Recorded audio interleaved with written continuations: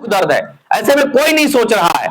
लेकिन आपके बीच में आपके बच्चे ये कहने आए हैं कि जब भी आपसे कोई प्रत्याशी वोट मांगने आए तो उनसे पूछिए जरूर कि हमारे बच्चों के यहाँ के व्यवस्था, क्योंकि एक बात समझ लीजिए, हम लोग एक इस यहाँ ये व्यवस्था पैदा करने वाले पहले आदमी नहीं है। गुजरात, पंजाब, लुधियाना, महाराष्ट्र के जो लड़के हैं वहीं अपने घरे के आसपास कमाए लसन, वहीं के कहीं दूसरा जगह बिहार है, दूसरा जगह ना जाए पड़ेला।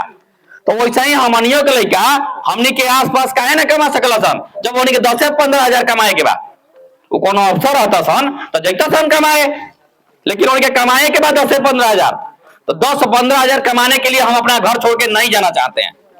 हम जो भी करना चाहते हैं अपने माता पिता के साथ, अपने बीवी बच्चे के साथ, अपने भाई के साथ, अपने समाज के साथ करना चाहते हैं। कि वहां लोग लाठी मार के भगाने लगता है, बिहारी कहता है, भैया कहता है, इस दर्द को आप लोग समझिए। दूसरा बात जो हमने कहा मोटा मोटी कि हम बुजुर्गों का पेंशन बढ़ाएंगे, इससे बुजुर्गों की स्थिति सुधरेगी, वो आप पे डिपेंडेंसी कम होगी। कभी नमक तेल घट भी गया घर में तो कभी कभी ला भी देंगे। अभी 400 मिलता है तो क्या ही ला पाएंगे, आप उन पे दबाव भी बनाइएगा तो अपने सोचते हैं कि कभी अगर मान लीजिए बीमार हो गए, हमारे आपके पास दवाई का पैसा ना रहे तो हम कम से कम पैरासीटामोल खा के अपना जीवन जिला तो सकते हैं, बीपी का गोली तो खा सकते हैं। तो एक बहुत बड़ी बात है, बहुत बड़ी क्रांति बिहार में प्रशांत किशोर जी के नेतृत्व में चली है। आप लोगों से अनुरोध है कि जो भी लोगों जिस भी पार्टी को आज तक आप लोगों ने वोट दिया उनको तो आप लोगों ने देख लिया कि वो आपके जीवन में क्या मूलचूल बदलाव कर पाया। जैसे है वैसा ही है मोटा मोटी, आप अपने से जो श्रम करते हैं उसी का फल पाते हैं, उसी के बारे में उसी के पैसे से कमाते खाते हैं। तो आपके बीच में हम यही आह्वान करने आए हैं कि हम लोग गांधी और अंबेडकर को नहीं देखे थे।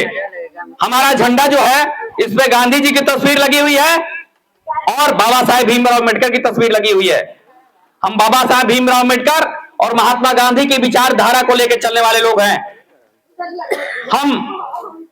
हम इस देश को यहाँ की संस्कृति के माध्यम से ही जोड़कर और विकास की सीमा को पार करने वाले लोग हैं। तो मैं आपके बीच में एक बात कहना चाहता हूं कि हमने गांधी को नहीं देखा था, हमने अंबेडकर को नहीं देखा था, लेकिन आज बिहार में बिहार के एक बेटे को देखा है जिसका नाम है प्रशांत किशोर। गांधी जी ने पैदल चलकर एक कपड़ा नीचे पहनते थे धोती का और एक कपड़ा ऊपर पहनते थे और इस देश के लोगों को जगाया था और ये देश आजाद कराया था।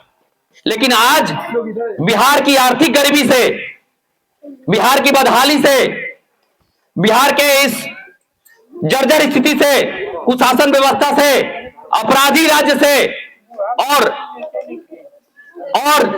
जो कर्मचारी है राज, जो शासक वर्ग का राज है, उससे निजात दिलाने के लिए आप लोगों के बीच में एक बड़ा जन आंदोलन लेके प्रशांत किशोर जी आए हुए हैं और उनके वाहक हम लोग आपके बीच में सारी बातों को हम लोग बता रहे हैं।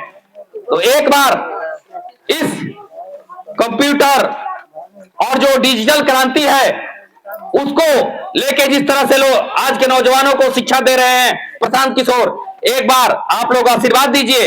सोचिए कि आपने अब तक जो वोट दिया है उसके बदले आपको क्या मिला। हमने लालू जी को ही वोट दिया है, हम यादव कम्युनिटी से आते हैं, हमने यादव के नाम पे आज तक लालू जी को वोट दिया। लेकिन लालू जी यादव हैं, उन्होंने जो बैकवर्डों के लिए काम किया वो तो हमारे लिए श्रद्धा का विषय है, उनका हम पूरी तरह से सम्मान करते हैं। लेकिन वो कहें कि हमारे नाती पोता तक को वोट दीजिए जो न फील्ड में काम करने के लिए तैयार हैं, न यहाँ की स्थिति सुधारने के लिए तैयार हैं, न नीति और नियत बनाते हैं, तो हमारा वोट इस तरह से लेके और हम लोगों को तो कम से कम अपने ही धरती पे इसी तरह से काम करना पड़ेगा, उनका बेटा मुख्यमंत्री बनेगा। हमारे बारे में कौन सोच रहा है? तो कम से कम हमको इस मामले में लालची होना है। हम आप लोगों को लालची होने के लिए बता रहे हैं कि आप अपने बारे में सोचिए आपको क्या चाहिए। आपका जब विधायक प्रत्याशी आता है, आपके पास कोई वोट मांगने आता है, तो आपकी जो हो सकता है उसको पूछिए कि इस विषय में आपके पास आपके मैनिफेस्टो में कोई वादा है? वादा है तो क्या कर रहे हैं? जैसे वोट लेने के लिए मोदी जी आए और उन्होंने कहा पटना से कि 10 लाख रुपए आपके अकाउंट में आ जाएंगे जब काला धन आ जाएगा। कम से कम तीसरी बार उनकी सरकार बन गई है, लेकिन काला धन पे ना एक भी पत्रकारों से सवाल लेते हैं, ना प्रेस कॉन्फ्रेंस करते हैं, और ना हमारे अकाउंट में एक फूटी कौड़ी आई हाल तक। तो ऐसे लोगों से सावधान होने की जरूरत है। और यहां भी जो सत्ताधीश लोग हैं पहले से, चाहे नीतीश कुमार जी हों, आज आप लोग जो डिजिटल माध्यम से देख रहे होंगे, हम लोग ऐसे राज्य में रह रहे हैं, हम अपनी दुर्दशा क्या बताएं आपसे, कहते हुए भी शर्म आती है कि नीतीश कुमार जी की मानसिक और शारीरिक स्थिति ऐसी नहीं है कि जो इस राज्य को चला सके।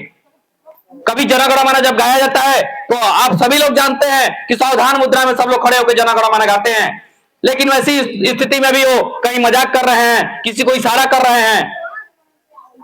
तो हम उनकी कोई बुराई नहीं करना चाहते, हम ये कहना चाह रहे हैं कि हमारे घर के बुजुर्ग जब काम करने लायक नहीं रह जाते हैं तो उनको कह दिया जाता है कि बाबा आप कुर्सी पे द्वार पे आराम से बैठिए, घर पे कोई आता है तो बताइएगा कि कौन आया है, समाचार आपसे करेगा, दो बार बोलेगा, पानी हम पिलाएंगे, व्यवस्था हम करेंगे। लेकिन वो कुर्सी कुमार की तरह हो गए हैं, इधर से उधर, उधर से उधर, उनको किसी तरह से कुर्सी चाहिए। बिहार के लोगों की कोई चिंता नहीं है। तो आज आपके बीच में आज बलजीत जनसुराजी ये अपील करता है कि आप लोग उठिए, अपने लिए लालची होइए और एक ऐसे पार्टी को इस बार वोट दीजिए जो आपके बच्चे के रोजगार के बारे में, बुजुर्गों के पेंशन के बारे में, महिलाओं के रोजगार के बारे में, विश्व स्तरीय शिक्षा के बारे में और किसानों के बारे में सोचता हो। ये 5 मुद्दे ऐसे हैं जिससे बिहार की गाड़ी पटरी पे आ जाएगी और हम लोग दौड़ने के काबिल हो जाएंगे। इन्हीं शब्दों के साथ मैं अपनी वाणी को विराम देता हूं और एक बार आप लोगों से अनुरोध करता हूं कि हम लोग जन स्वराज के लोग हैं, हम लोग अपने पार्टी का कोई अलग से नारा नहीं है, हम लोग बिहार की जय जयकार करते हैं। जिस दिन बिहार की जय जयकार हो जाएगी उस दिन हमारा सपना साकार हो जाएगा। तो एक बार हम लोग बोलेंगे, हम बोलेंगे जय बिहार, आप लोग को बोलना है जय जय बिहार। उसके बाद रुकिएगा थोड़ा देर, पूरी मुस्तैदी से आप लोग दोनों हाथ मुट्ठी बांध के बोलिए जय बिहार, जय बिहार, जय बिहार, जय बिहार। आप लोग यहाँ आए, हमारी बात सुने, उसके लिए बहुत बहुत धन्यवाद। आप लोग रुकिएगा, कुछ फॉर्मल काम है।